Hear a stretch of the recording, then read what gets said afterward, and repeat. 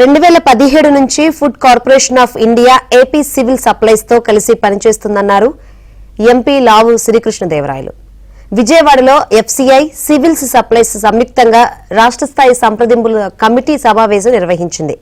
ఏపీలో ఎక్కువ భాగం ప్రొక్యూర్మెంట్, డిస్ట్రిబ్యూషన్ సివిల్ సప్లైస్ చేస్తుందన్నారు.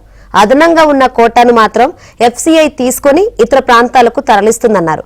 25 లక్షల మెట్రిక్ టన్నులు ఎఫ్సీఐ నుంచి తీసుకునే అవకాశమున్నా ఏపీ సివిల్ సప్లైస్ 10 లక్షల మెట్రిక్ టన్నులు మాత్రమే తీసుకుంటుందన్నారు. రైతులకు మరింత ఉపయోగపడే విధంగా చర్యలు తీసుకోవడం, మార్పులు తీసుకురావడంపై చర్చించామని లావు తెలిపారు.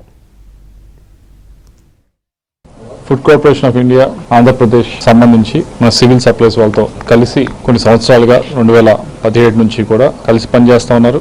అయితే ఎక్కువ భాగం ప్రొక్యూర్మెంట్ కానీ డిస్ట్రిబ్యూషన్ కానీ సివిల్ సప్లైస్ డిపార్ట్మెంట్ ఆంధ్రప్రదేశ్లో చేస్తూ ఉంది. అయితే ఏదైతే ఎక్సెస్ క్వాంటిటీ వస్తూ ఉందో దాన్ని ఎఫ్సీఐ తీసుకొని స్టోర్ చేయడం కానీ వేరే రాష్ట్రాలకు పంపించడం కానీ చేస్తూ ఉన్నారు.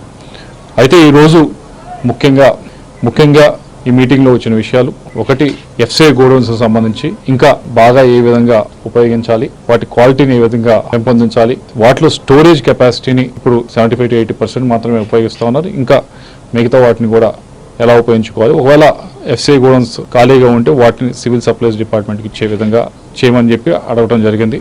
వాటితో పాటుగా మరొకటి, ఏదైతే ఆంధ్ర రాష్ట్రానికి ఇచ్చారో ఎఫ్సీఐ తరఫున, కేంద్ర ప్రభుత్వం తరఫున ప్రొక్యూర్మెంట్, దాంట్లో ఎంత ప్రొక్యూర్ చేస్తూ ఉన్నారు, అంటే మనం ప్రొక్యూర్ చేసి ఎంత ఎఫ్సీఐకి ఇస్తా ఉన్నాం, ఇంకా ఎంత వెసులుబాటు ఉంది అనేది కూడా ఈరోజు మాట్లాడటం జరిగింది. దాదాపు మనకి 25 లక్షల మెట్రిక్ టన్నుల దాకా ప్రొక్యూర్ చేసుకునే ఎఫ్సీఐ తీసుకునే దానికి అవకాశం ఉంది. కానీ లాస్ట్ ఇయర్ మాత్రం 10 lakh మెట్రిక్ టన్స్ దాకా మాత్రమే ఎఫ్సీఐ మన రాష్ట్రం దగ్గర నుంచి తీసుకుంది. ఇంకా ఎక్కువ ఇచ్చే అవకాశం, తీసుకునే అవకాశం కూడా ఉంది. కాబట్టి దాన్ని పెంపొందించాలని చెప్పి కూడా